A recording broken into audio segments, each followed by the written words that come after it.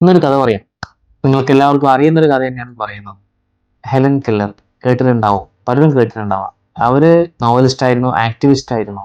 പക്ഷേ സങ്കടം എന്ന് പറയട്ടെ, അവരുടെ ജീവിതം തുടങ്ങുന്നത് തന്നെ വളരെ വിഷമകരമായ ഒരു അവസ്ഥയിലൂടെയാണ്.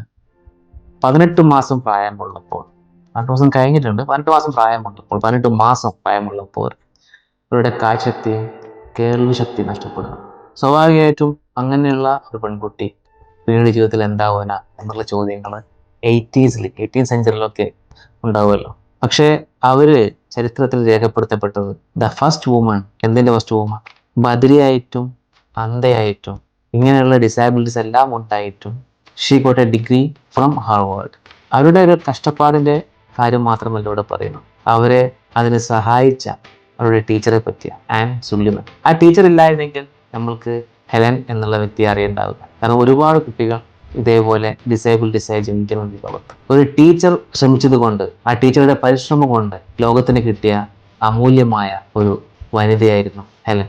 സോ ഈ അധ്യാപക ദിനത്തിൽ നിങ്ങളുടെ ഇഷ്ടപ്പെട്ട ടീച്ചേഴ്സിനെ ഒന്ന് പോയി കാണുവാനോ അല്ലെങ്കിൽ അവരെ പറ്റി ഒന്ന് സംസാരിക്കുവാനോ, ഒരുപാട് സമയം നമ്മൾ സോഷ്യൽ മീഡിയ സ്പെൻഡ് ചെയ്യുന്ന ആൾക്കാരാണ്. അവരെ പറ്റി കുറച്ച് നല്ല വാക്കുകൾ അവരൊന്ന് കാണാൻ പറ്റുമെങ്കിൽ പോയി കാണുക. അതെല്ലാം നമുക്ക് നല്ലതേ നിർത്തുള്ളൂ. അപ്പോൾ എല്ലാ എൻ്റെ പ്രിയപ്പെട്ട ടീച്ചർമാർക്കും ഒരു നല്ല അധ്യാപക ആശംസകൾ നൽകുന്നു. Thank you.